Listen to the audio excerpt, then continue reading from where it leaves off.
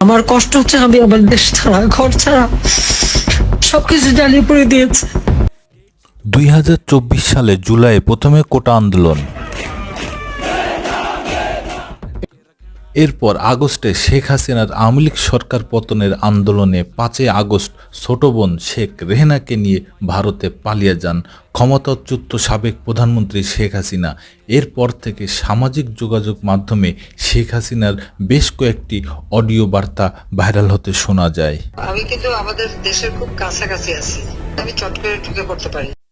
কিন্তু সেই সময় সেগুলো নিয়ে কোনো সত্যতা জানায়নি আওয়ামী লীগ।